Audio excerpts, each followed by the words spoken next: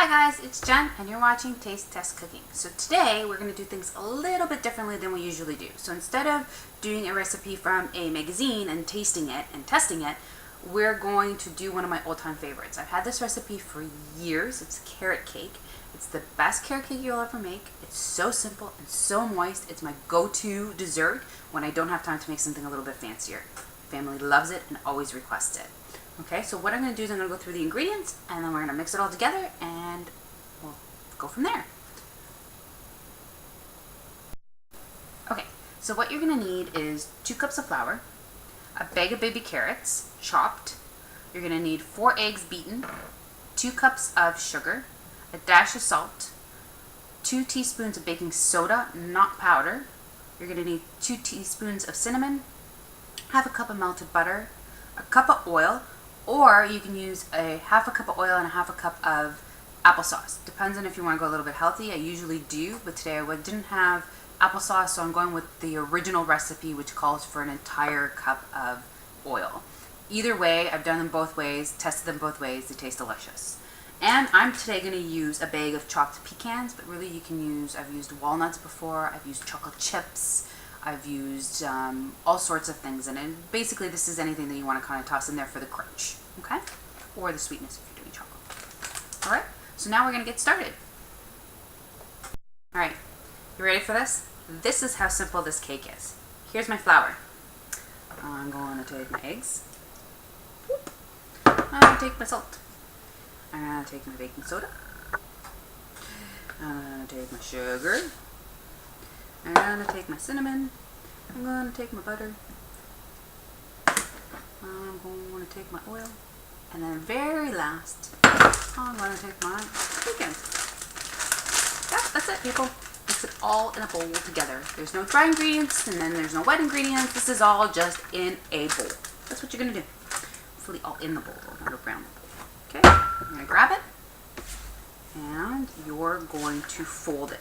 The only thing I recommend is don't over mix, because if you over mix, what's going to end up happening is it's not going to rise and nice and fluffy. So you just want to make it so that it is nicely incorporated. Okay? All right? So this is what it's going to look like. It's going to look very thick, not like your usual batter, but that's okay. That's what it's supposed to look like, okay? So it's a little bit on the thicker side than you're used to. Almost forgot the carrots. Let's not do that. So hold on a second. Let me put these carrots in.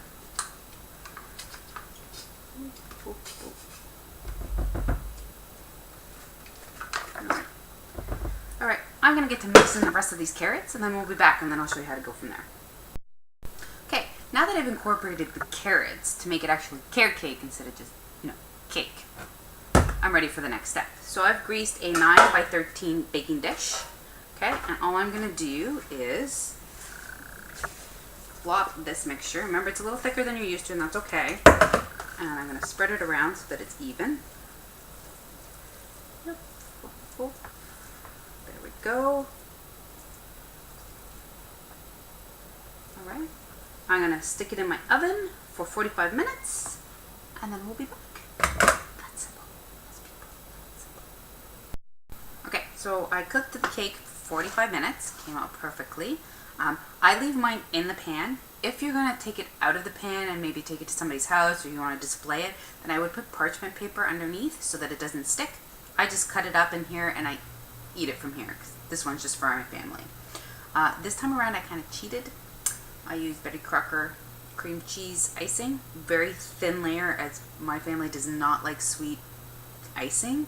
So I do a very thin layer. You can put as much as little as you want, or you can make homemade icing, which is what I usually do. Just this time around, I was in a little bit of a rush, so I used store-bought. So now we're going to cut into it and taste it.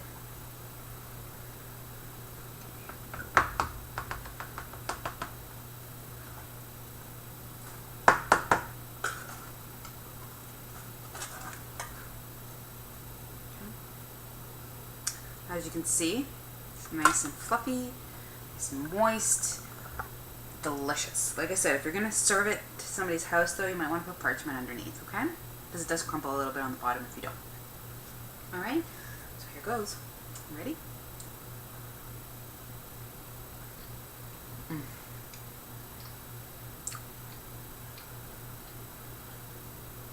Delicious. Always my favorite. I love the crunch. I love the taste. It's delicious. It's easy. It's my go-to carrot cake. Hope you enjoyed, guys. Leave a comment below. If there's anything you'd like me to try, please let me know. Thanks. Have a great one. Bye.